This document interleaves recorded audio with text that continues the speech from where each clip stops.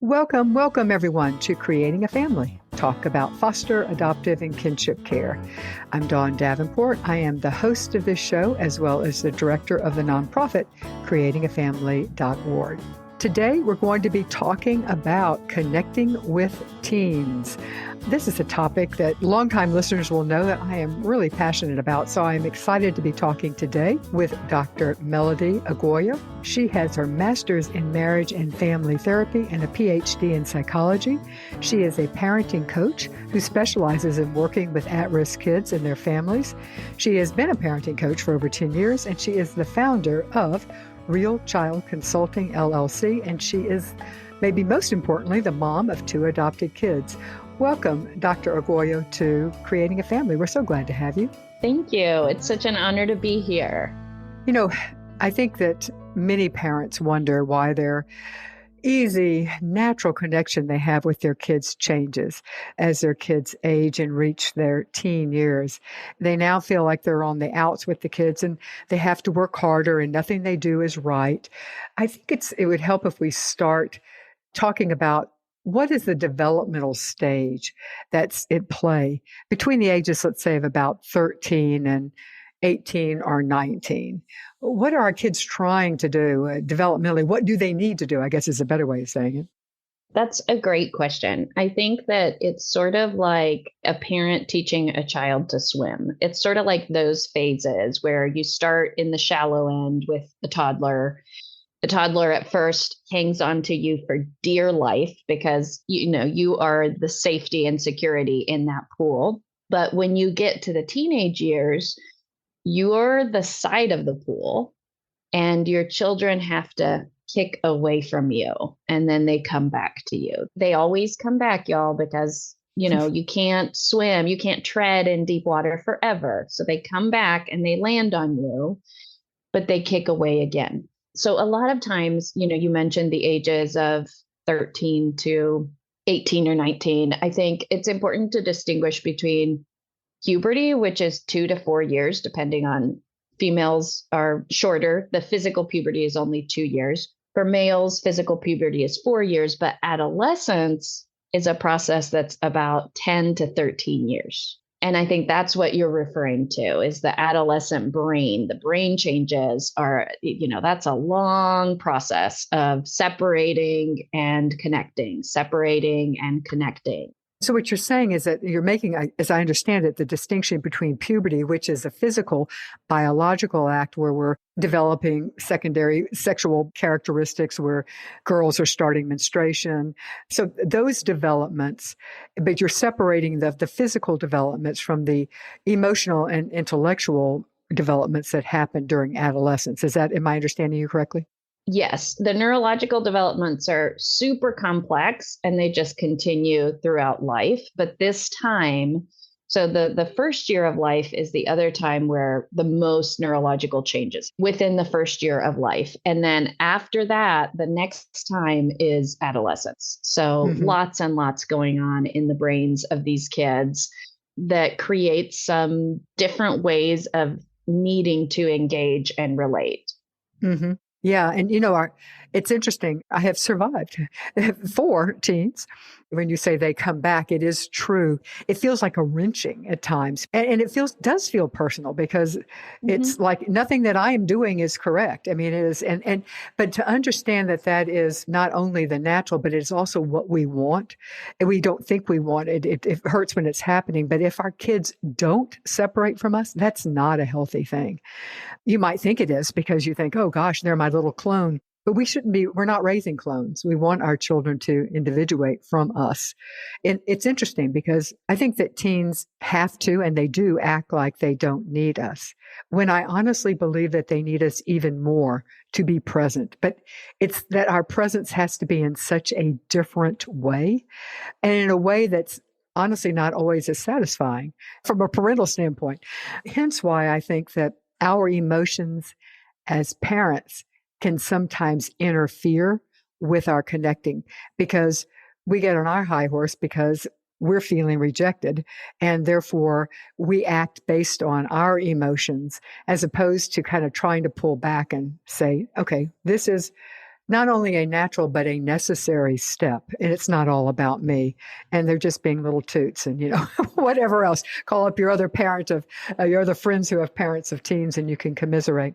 It's important that we change our expectations of what connection means as our children are in their adolescence. Absolutely. I think there's a few different parts of connection. And one part is reaching, another part is availability, and another part is receiving. And what happens during the teen years is it does kind of feel like a dry season of your children don't reach for you as often. Mm-hmm. So you need to really tap into the other two parts of connection, which are you need to be available when they do reach, and they reach at the worst times 11 p.m. at night, Always. 12 p.m. at night. Always. It's always when you're in the middle of an important meeting that your 17-year-old calls you, but they actually need you at that moment. So you have to increase your availability and increase your capacity for receiving. And that's a part that is hard for parents because, like I said, it kind of feels like a desert sometime with teenagers. They don't, when I mean increase your capacity for receiving, I mean increase your capacity for receiving some of the negative things that teenagers say to parents. This is not a time that you're lavished with compliments. That is true. Yes. That is so true. Yes. So you can't expect to be lavished with compliments. This is a time where if your kid says, "You look pretty today, Mom," you're like, "Oh my gosh, did I just get a compliment from my 14-year-old daughter?" At that, sons will tell moms they look pretty, but daughters, they're a lot pickier.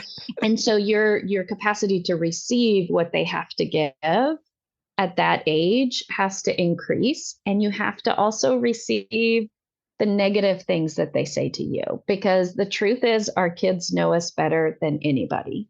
And they do need to practice being respectful. I'm all about boundaries. I don't accept that because they're teenagers are allowed to be rude, but go ahead. Right, exactly. I'm all about boundaries. They have to say it respectfully, but they are discovering with their adolescent brain that is changing, they are discovering that you are quite imperfect. Yeah. And that hurts. And that's where our parent emotions get caught up. Exactly. Because when your child is 8, a healthy attached child at 8 thinks their parents hung the moon. Yep. A healthy attached child at 13 sees all the ways their parents are inconsistent and all the things their parents do that are wrong. And we're human. We're both, right? We both are awesome in some ways and just normal and ordinary in other ways. And they start to really see those things when they get to be around 12, 13. And that's mostly what they want to talk about until they're about 22. So you have to be willing to receive it, willing to set a good boundary so that it's communication and not bullying. We don't allow bullying, right?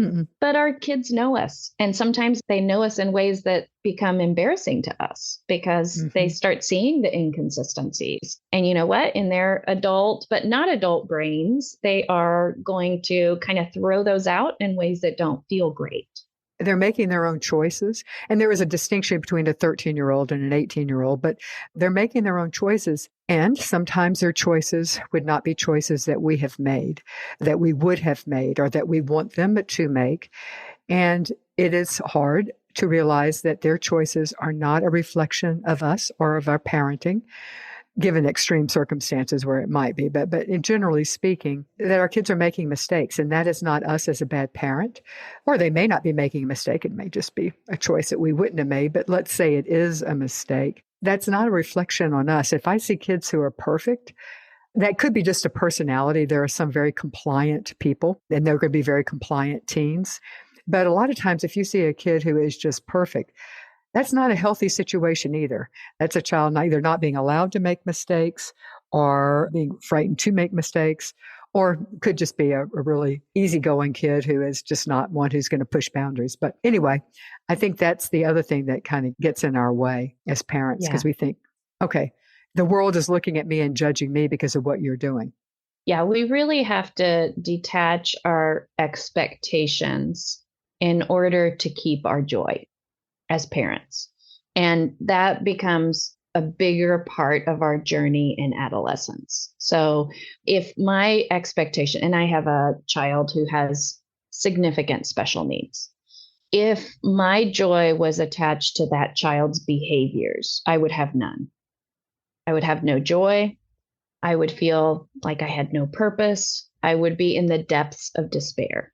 So, a big part of having adolescents, just in general, but particularly adolescents who are making, and I say making choices, but I think the greater the impairment, the less choices people actually have. Yeah, true. I'd agree. Yeah, I don't mean to put it all on the child who is impaired. But yeah, back to what you said about individuating is an important part of adolescence. I completely agree. And you have to consider it this way. Do you want your child kicking off the side of the pool when you're there, strong and steady? You're lining the pool for them to come back to you? Or do you want your child doing that when they're all alone? Because if you don't allow it to happen some in that normal season where it's going to happen in the home, if you shut it down, then it's going to happen when they don't have you to land on. Mm-hmm. And that's really scary because they need us so much. I feel that way about making mistakes, which is another way of saying the same thing. You want your kids to make mistakes when you're there to help soften the blow. And they're going to continue to make, we all do. I continue to make mistakes. But you don't want to be interfering so that there's never a mistake made because you're basically hovering and making decisions for them. Because eventually they're going to have to make them, and they're going to be making these mistakes at an age where the consequences are far greater. Yeah. Such an interesting point. Let me pause this wonderful interview for just a moment to ask if you know about our free monthly newsletter. It's an e-newsletter, obviously. We would love to send this to you. You can get a free downloadable guide if you subscribe. It is easy to do. You go to bit.ly/transracial guide today, bit.ly/transracial guide. If you head there today, you will receive our newsletter monthly. It's easy to unsubscribe, so if it doesn't melt your butter, it's not your thing, then all you got to do is unsubscribe and let your friends know about it as well. I think most parents' goals for their children are to become responsible, independent, happy, healthy adults. So how do we parent in the tween and the teen years to foster these goals? I think goals are good. And I also think sometimes goals get in the way of our present joy and our present ability to manage what's happening today. So I think goals are good, but at the same time, I think just understanding that, okay, he's 13, he's not 27. We have some time to work on this, because a lot of times parents get stuck in making decisions based out of fear. Mm-hmm. And anytime we make fearful decisions in parenting, they're poor decisions, anytime. And that fear comes from looking too far into the future. That fear comes from, he's 13 and he's doing this. What if he does it when he's 18? Again, what you mentioned, the legal consequences, all of that come. And so we start parenting out of a space of fear. And that's where I think we get caught up in disconnecting with our kids as well. I think we need to stay away from that fearful parenting and try to focus on today. Today, this child is 13. Mm-hmm. We've got a long time between now and 18. Mm-hmm. And we're going to learn what we need to learn, or at least improve our learning between now and then. Mm-hmm. The children that I work with have really, really struggle during adolescence, much more than a typical kid. So I'm also looking at kind of more extreme behaviors that we have to kind of deal with day to day versus think too far out. I think that is such, if I can find it, I will link it. There was a blog I wrote many years ago that was talking about that. It is so tempting when we have kids with special needs to jump into the future and say, if they're doing this now, what will they be like? And what will life be like for them? Or what will they be like when they are? And right. I call that the spin. We're in the spin then. We're spinning it way out of, and at this point, he's 13. We'll deal with it as a 13-year-old. Yeah. Right. I think that is such good advice. And we get fearful when our kids start kicking off the side of the pool. It's a fearful feeling. Yeah, so because it's a normal thing to deal with. They could drown. Mm-hmm. Yeah. I mean, exactly. They're going out into the middle of that pool. And they're not ready. And we know that. Well, Or the interesting thing is they may be more ready than we realize, and Hmm. that it's our fear that they could drown. But in fact, hopefully, with many of our kids, we've taught them not only to dog paddle, but we've taught them how to make, they can do breaststroke, they can do the Hmm. crawl. There are things that our kids can do in the water. And I know I'm overworking this analogy there now, but they may do better than we think. In fact, that has been my experience, is that they're actually more capable than we think. And that's where I do think that us as parents, we want to continue to be the one deciding. We also want to continue to be needed. We want to continue Hmm. to be the center of their lives. We want to hang the moon, or at least be viewed that we have. And that's not a healthy adolescence. Right. There's this quote, and it's an anonymous quote. I have no idea who said it, but I've based whole day's workshops on it. And it says, first, children love their parents. Then children are annoyed by their parents. And then children decide whether or not to forgive their parents. Uh, And those are actually healthy oh phases. gosh, that's powerful. It is very powerful. So the Uh-huh. teenagers are at that phase where they are annoyed by you. It's Uh-huh. okay. Yeah. It's okay. It does pass. It does pass. But it's important to understand that that's actually a healthy part of development. We don't want children to stay in the I love my parents and they could do nothing wrong. That's denial. That's dissociation. That's unhealthy Hmm. immaturity. Hmm. We want them to go through all three phases. And then come back to the I love them. And not that their love ever stops, but the hard part there is to accept that they have to forgive us for what we didn't give and didn't do. And that's hard. Mhm. Oh, that's powerful. Yeah, it's very powerful. It's very powerful. Yeah. I'm going to be thinking on that for the rest of this week for sure. If you are someone who is involved in training foster, adoptive, or kinship parents, or if you are someone who runs support groups for these type of families, I want you to know about our interactive participatory curriculum that we have. It's designed for either online or in-person use. It is designed to be as easy as it possibly can be to run a high-quality training or a support group. We have 25 curriculum. You take one off that digital shelf and it's got everything you need to run a great group with almost no preparation. You can find out more about it there's two ways to do it. One, parentsupportgroups.org, or you can go to creatingafamily.org website, hover over the horizontal menu on the part that says training, and click on curriculum. I'd like to move now to addressing some of the common issues we face when parenting teens, some of the more challenging issues. And number one, I just have to bring it up, is arguing. It's every darn thing turns into an argument. Any thoughts on that, Dr. Aguayo? Well, I still think that parents have to be in charge. They have to set the stage Hmm. of what the home looks like, what I the agree. rules are. And if Hmm. you feel very strongly about something, it's okay to set rules around that. And it's also okay to tell your teenager something along the lines of, listen, maybe I'm mistaken. And if I am, I will be the first to apologize 10 years from now. But today, I'm making the best decision that I know how to make. I'm also new to this. I used to say that to my kids. Both of my kids were teenagers at the same time. And I remember saying to them all the time, guys, I'm a new teenage mom.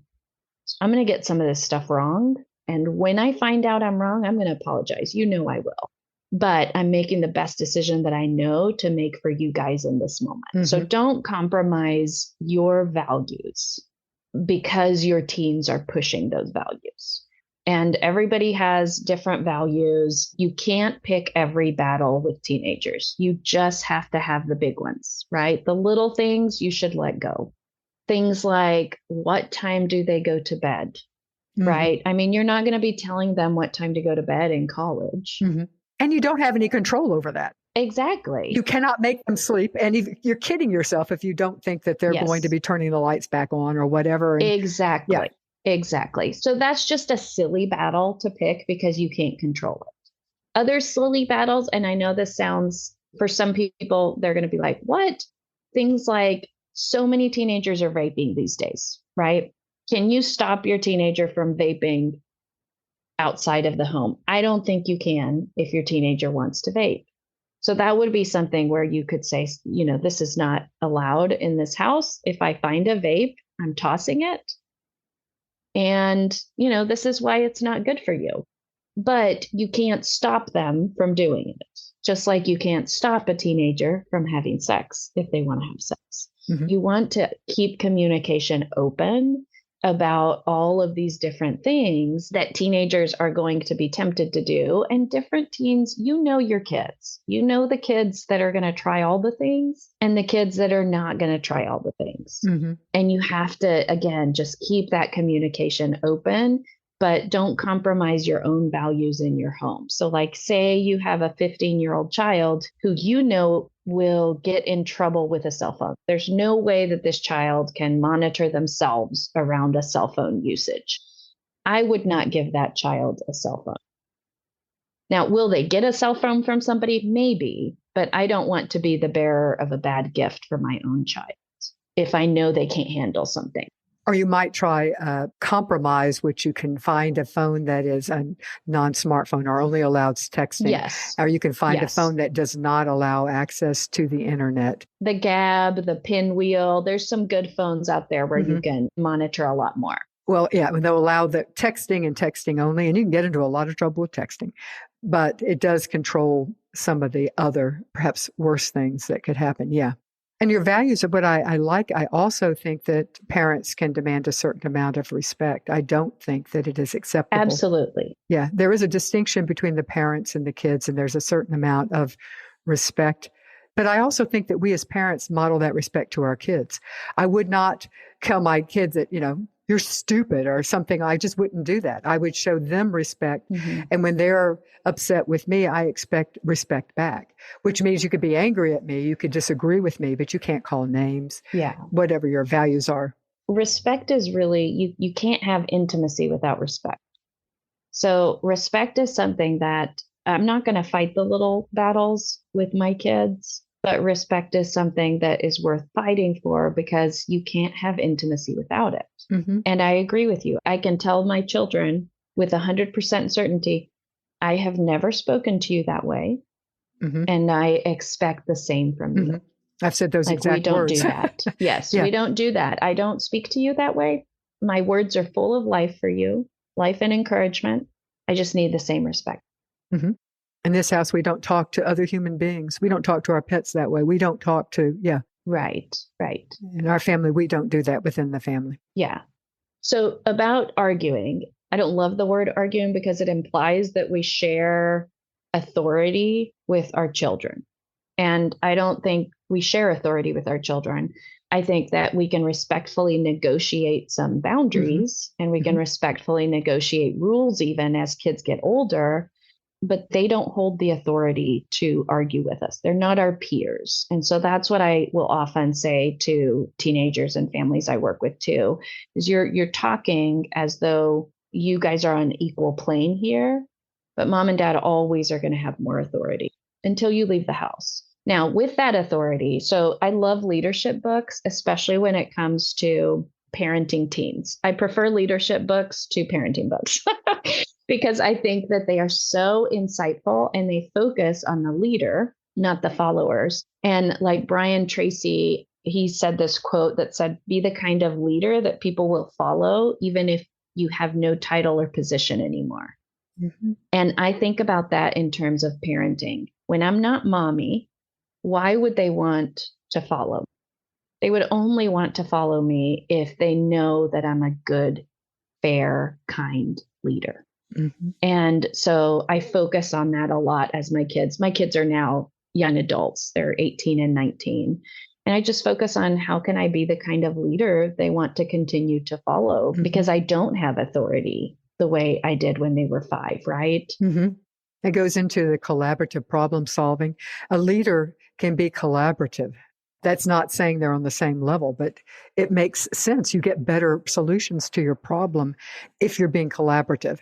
And we can be collaborative with our young people. We absolutely can be. Yeah. Exactly. And you can still have the final say, but they have to be part of a lot of this problem solving. Teenagers need to be part of it. So if there is a cell phone issue, if there's a curfew issue, I would always sit down with my kids and say, how do you think we should handle this? Hmm. Like, let's talk about, what do you think is fair? What do you think is right? Here's what's hard for me. Gosh, I can't sleep if I don't know where you are. So then I can't sleep for the next day. And then the next day so now I have the final say Hmm. because I do believe you can take your kids' car keys. Hmm. It doesn't belong to them. They didn't buy it. They're not paying Hmm. for all of the things, more than likely in today's world. You can do that, but don't do it unless you have to. Try to problem solve first with the child Hmm. and see if you guys can come up with a solution together.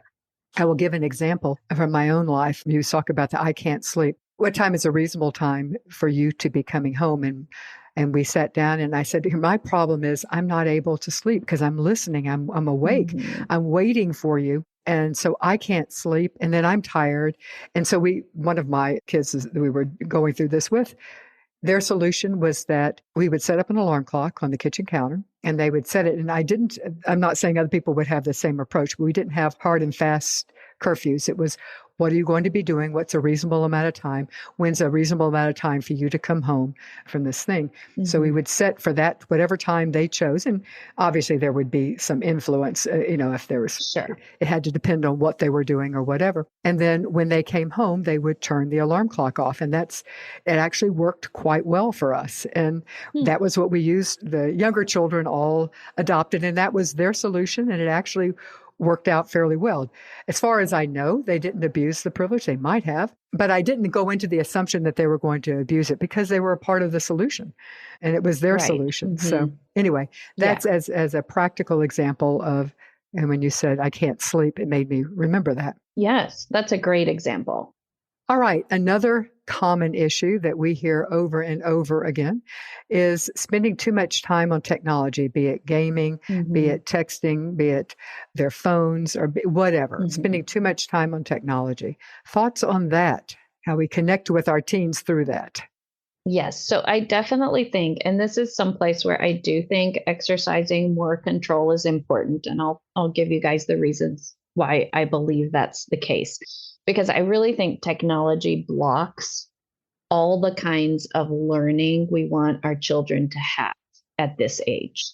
And so I do think there needs to be, for most kids, if they're not naturally self correcting, there are kids who Mhm. autocorrect. I have one of those. She literally autocorrects and you hardly have to say a word to her.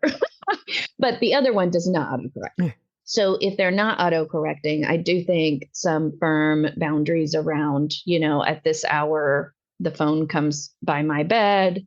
These evenings, we put our phones in the basket, and this can be the entire family. We put our phones in the basket from 5 to 8 p.m. because we're just doing family time. We're not doing screens tonight. I think you have to create opportunities for fun things to happen in the family where technology is not the center of it.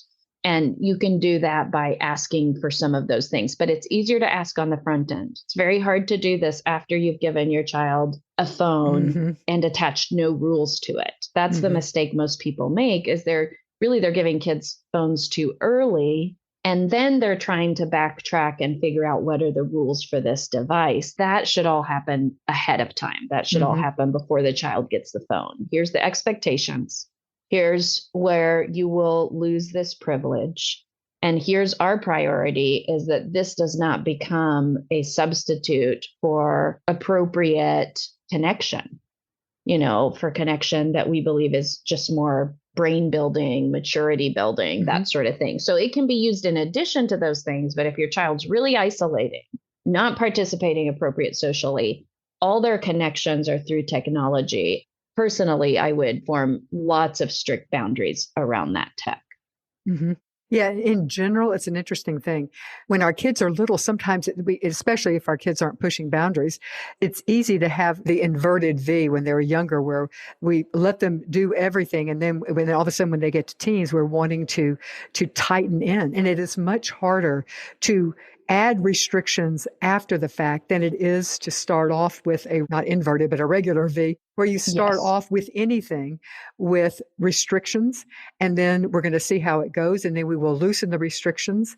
And then as long as everybody is behaving in a responsible manner with whatever it is, then we can continue to loosen restrictions, as opposed to having no barriers and then all of a sudden trying to put the restrictions. No Yes. matter what you're doing, it just feels like they feel like they're being punished.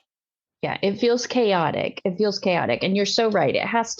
This starts in childhood. Mm-hmm. I always feel badly when parents are like, well, when he's bored, he just grabs his iPad. And I'm thinking, why does the 5-year-old have an iPad? And why Mm-hmm. can he just grab it anytime he's bored? Mm-hmm. Like, that's not appropriate boundaries around technology. So, yes, it starts earlier. Mm-hmm. I'm pretty anti tech just because of all the things I've seen, the technology, all the dangers that it brings. uh, We had iPads that we used only for trips, but the kids they never had access to it at home. And I had a child with learning disabilities. Honestly, he would have never learned to read. He would have never graduated high school if he'd had technology at his fingertips all the time, mm-hmm. just because it would have blocked that learning. It's so much easier Mm-hmm. to just engage in technology than it is to learn the hard way. Mm-hmm. So starting off with the guardrails on and then Yes. gradually reducing them. But it is important to gradually reduce, obviously, not just with technology, but in Yes. everything, because we're parenting for independence. Yeah. They're going to be on their A own. parent's job is planned obsolescence. Exactly. We Yeah. need to be parenting with the idea that we're not going to be around, nor should we be in the Yeah. future. We're having to work ourselves out of a job. And it was a job I liked. I didn't want to particularly work myself out of it, but that was it. Mm-hmm. Another common issue that we hear parents raising is running with the wrong crowd. Our kids' peers are just hugely important. They are hugely important. They are Yeah. hugely important. And it is terrifying from a parent when you see your kid, Mm-hmm. or as a friend of mine once said, she goes, I have to admit, I think my kid is the wrong crowd. Mm-hmm. Yeah. Mm-hmm. She goes, the other parents are probably thinking my kid is the wrong crowd. So thoughts on that? Yeah. So even more dangerous than running with the wrong crowd is being lonely.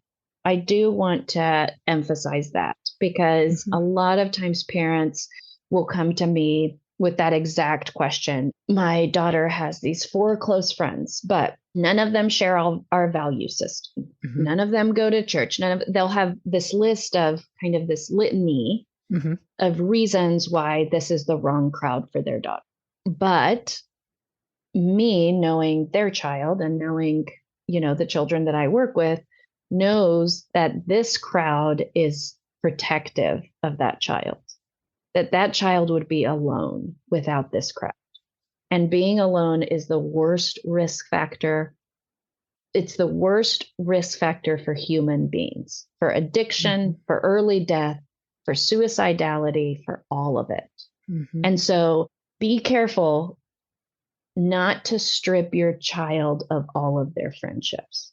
And I don't know what that looks like for your specific child, but I do think that if your child has 3 crowds and one of them's the wrong crowd, then it's easier to redirect that child to the other 2 crowds, right? To say, listen, honey, I've just noticed this, and this when you hang out with these people, and I can't support that. I get really concerned. So here are the parameters for this crowd, but the parameters for this crowd are a little looser because I trust them more, right? You can have that conversation when a person has multiple options. But if a person has no options, then you bring that crowd into your home.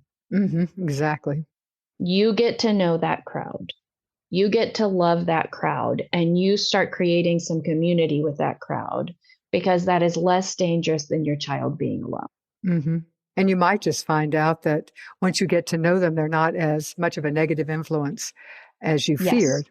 Because the things we're really concerned about as parents, I mean, there's, maybe they don't share your values. Maybe they don't share your community. Maybe they don't go to church. But my biggest concern is, does your child feel a little bit better, a little bit smarter, a little bit prettier, a little bit more wanted after she hangs out with these friends? Hmm. Or does your child feel worse about every part of her life? That's how we know if they're friends that are supporting the esteem of your child. Hmm. And that I feel like is more important than nitpicking every little value. I mean, this is just an age of kids are exploring all these things, and a lot of them you're going to be uncomfortable with. But if they're people who love your child, support your child, and encourage your child, then I really want to get to know those people. What if it's the opposite, though, where you feel like your child is not being enriched in all the ways? I love how you said that. Is this crowd uplifting your kid, even if you don't approve of the uplift that they're giving? Exactly, Yeah. exactly. But what if it isn't? What if your child is feeling worse about himself? What happens then? Yes, then you have to work really hard to help your child find their people. And if that means that you start driving an hour and a half to go to Magic Club in Hendersonville once a month, then you go to Magic Club, Pokemon Club, anime conventions. You help your child find their people. And typically, this is a situation where, because I see this happen a lot, where kids are isolated because they're often quirky. They have quirky interests. Hmm. They are not into sports, Hmm. cheerleading, gymnastics, all the things that other kids are interested in. Hmm. Maybe they just really love to draw anime and they love to watch anime, or they're 17 and they love Pokemon. They're obsessed with Pokemon, so it's that Hmm. kind of kid that needs very specific crowds. And Hmm. you can find clubs for almost anything, and clubs are a great place for those kids to find connection. Hmm. Hmm. And the age of the people doesn't matter as much as the connection, y'all. So sometimes kids, particularly kids who are on the spectrum who are very quirky, if you go to an astronomy club, and trust me, I've been to lots and lots of clubs as a parent of a quirky child, Hmm. I would say probably 3 out of 10 of the people there were probably on the spectrum of most of the clubs that I visited, but they all had this common interest, and it made them a really good community for each other. Hmm. And that also often takes growth from a parent standpoint. A parent who is sports is the obvious. I'm trying to think of something that's not just very academic. Let's say not. They're, and a parent, that's what they value. That's what they were. They were in the chess club. They were in the math club. And you could say the same for sports. That would be the obvious one. And they have a kid. And quite frankly, our kids, adoptive and foster kids, are more likely to have talents and strengths that differ from because there's a certain biological Sure. connection. So we are, as a group of parents, more likely to find, and we can't expect our kids to adapt to us. This is a case where we as parents have to, okay, I don't know the first thing about theater, but if I got a kid who is acting theatrical, and if I think that's where my kid, then I become the theater parent. Yes, I've Exactly. always been the sport parent. Or that's where I would shine. But Hmm. by golly, I'll learn how to paint a set, or I can sell tickets, or I Exactly. will be out in the lobby selling the drinks to the families that are coming in. So you can't expect your kids to change to fit you, particularly your quirky kid. Yes, yes. And you have to become really good at creating. If your child cannot create their own community, you need to do it for them. If they're in a community where, and that's a great example, theater, things like that. If they're in a community where they're being abused or bullied, even if the child does not want to leave that community, Hmm. I would find a new school for my child, Hmm. because children always fear change more than they fear wherever they are right now. They're Hmm. babies. They don't, even if they're 15, they don't understand the long term consequences. But this is why I do not leave children in bad situations. Hmm. Childhood is literally the formation of possibilities. And if you let a child stay in a toxic relationship for 4 years, they are not learning to avoid toxic relationships. They're learning to survive them. We don't Hmm. want that. We don't Hmm. want that. So if we have the power to find a better group, then I'm going to be investing a lot of time in that. Hmm. If that is my kid, I'm going to be working really hard at Hmm. Yeah, that's such a good point. That's such a good point because the devil you know is always better than the devil you don't. And so there's something in that school. It's always going to be a hassle for the that. parent. I mean, Hmm. there's no way around that. Yeah. And we all know, if we're parents, that different kids need different things. I thought my kids were going to be public schooled from kindergarten through 12th grade. One of my kids couldn't survive public school. Mm-hmm. So if that's your kid, you just keep having to go back to the drawing board, Mm-hmm. and it's okay. It's okay. Mm-hmm. Yep. Did you know about our free courses that can help you be a better parent? Thanks to our partners, the Jockey Being Family Foundation, we have 12 free courses that are available to you. The topics are excellent. The experts are excellent. You can get continuing ed credit if you need that. You can find them at bit.ly/JBF support. That's bit.ly/JBF support. And thank you, Jockey Being Family, for your support. All right, now we're going to the part of the show that everybody likes best, and that is the tips section. So tips for connecting and building trust and appreciation with your teen. I've got some, and I know you've got many. Let you start off. And it doesn't have to be your number one tip you begin with. These are not necessarily in order. I'm taking the pressure off. Yes. So definitely be available. Again, I feel like that's the part of connection that we need to practice the most as parents with our teenagers. So be available. Be available for the laughter when it comes, for the silly video that they want to show you, for them to jump on your bed at 11 p.m. at night and tell you all about their day.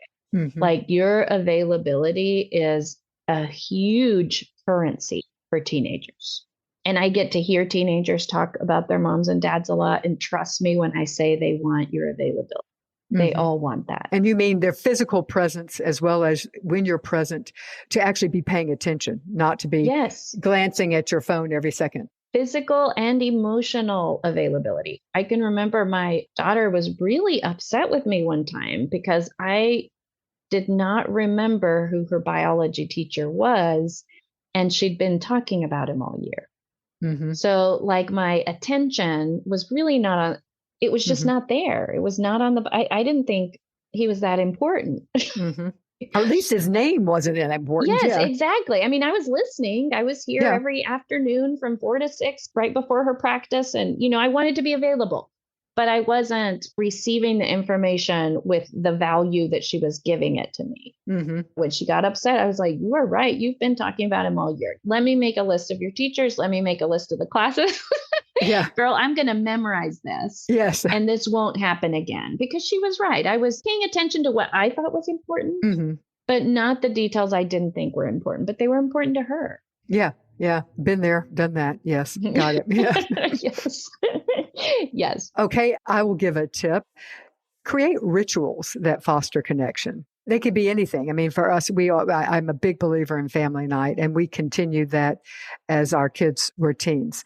In fact, college, we always had a family night. I love it. And it had to change. A lot of times it changed the things that I didn't enjoy as much, but that's okay.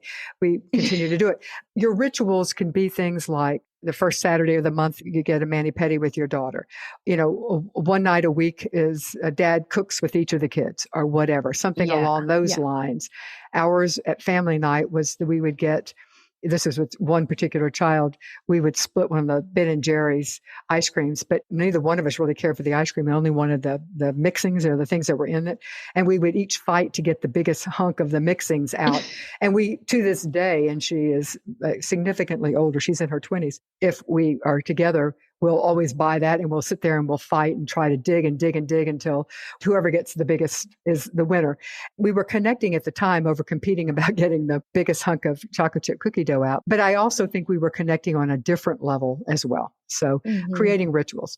I love that. My next tip would be have fun and try to do novel things, because novelty is such a hit for teenagers. And it can be like, I would pick up some really, really strange snack, something like a dried chili shrimp at the Asian market. Let's all try this. And let's record ourselves trying it. Okay. Teenagers love to record themselves doing everything. They especially love to record me doing things for whatever reason, because I'm hilarious or something. I don't know, but they love to record, right? So you want to bring some novelty. So it might be trying a new food that's just kind of that game, the jelly bean game, where you try the different jelly beans, and some of them are really awful. Oh yeah, and yeah, like awesome, like snot flavored or whatever. Yes, exactly. Yeah. Oh my gosh. play that game with your teenagers and record the entire family doing it. I'm telling you, it will provide hours of entertainment. So basically, just bring some novel things into your life because teenagers, they have lower dopamine than any other time in their life. But when they have dopamine surges, they're fantastic. And you experience a dopamine surge whenever you're doing something new or exciting or fun. And so I really encourage you to do that kind of stuff with your teens. So my teens loved finding new river spots where we would go swimming. They loved, just kind of any kind of water fun thing that we would do. And they didn't like theme parks. That kind of thing was not their thrill. But yeah, just do novel things with your kids. That's really important. Okay, the next one, I'll piggyback on that.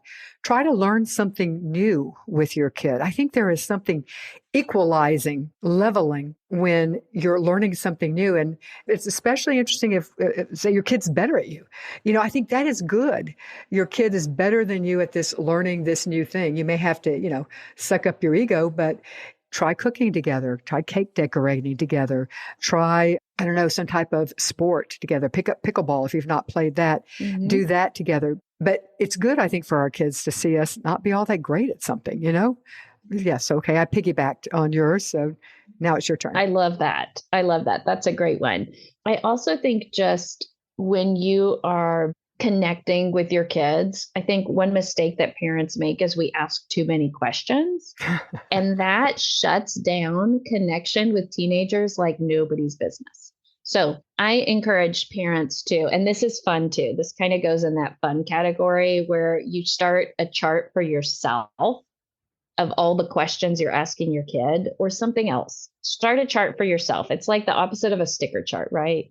And then your kid gets a reward because mom asked 15 questions today. So then you run out and get ice cream for your kid, or you run out and so again, you're just making something really fun, and you're also retraining yourself to communicate differently. Questions really increase expectations. If I ask my husband if he's coming straight home from work, he knows I want him to stop at the grocery store. He knows I need him immediately. Yeah, I was he going to knows say. I'm expecting something. In my case, it would be expecting you are coming home immediately because, you are. Because I need you. Exactly. Yeah. Because I need you. So kids feel that same thing. And sometimes, they come home and parents will pepper them with 20 questions and it's just too much. They feel, do you have homework? Well, how'd your English test go? Was your math teacher mad that you missed? Well, all these questions, it's just a lot of pressure for kids.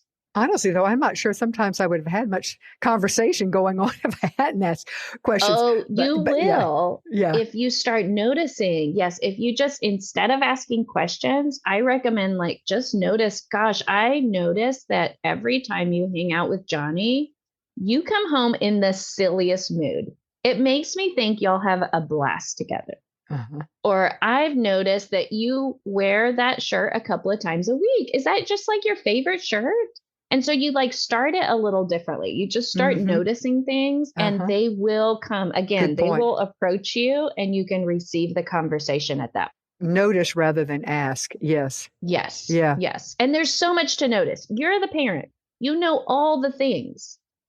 Just stop asking questions unless you have to have the answer. Yeah.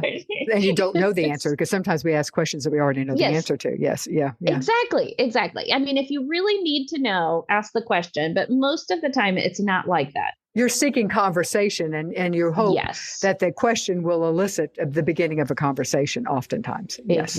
Exactly. Yeah. Okay, my next one would be look for ways to continue to give physical affection. And I think that we have to sometimes be flexible as our children get over. They may not want a hug. They may just want a high five or a back rub or a pat on the head.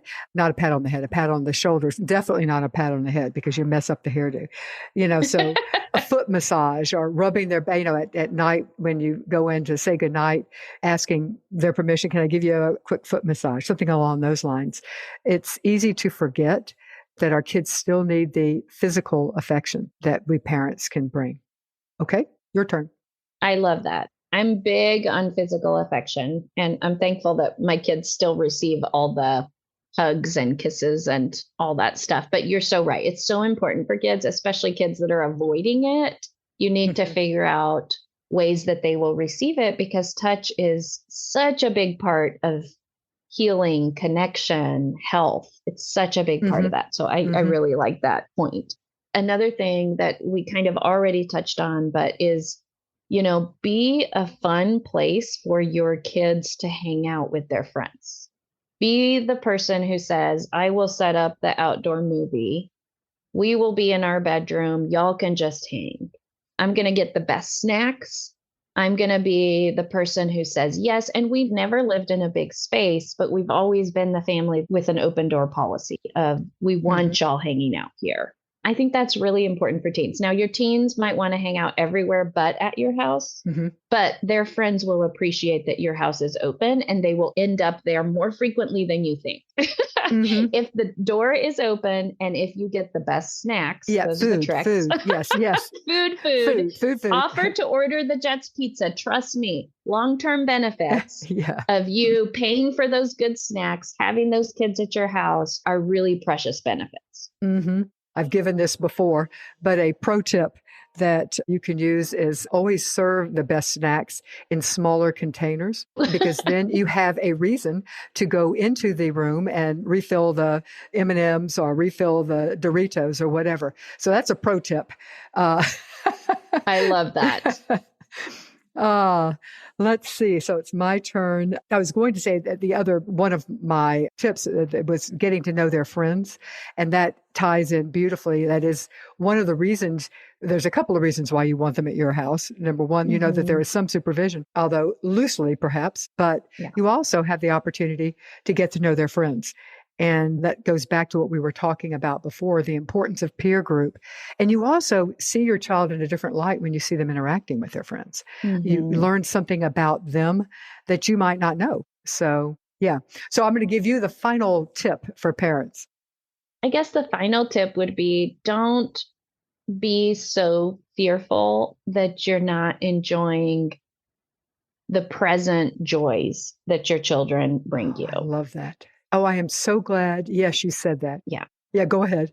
Because children, they want to be delighted in at every age. I want to be delighted in as an adult. Hmm. And sometimes I think we're so bent on what they need to do that we just forget to delight in their little personalities and their evolving minds and their sense of humor and the quirky people they bring to the house. I mean, we just need to delight in them because they are who they are at this age. I don't believe we change too much Yeah, I between agree. adolescence and adulthood. So they Hmm. are who they are. So if they don't feel completely seen and loved by you now, they probably won't feel completely seen and loved by you when they're 30.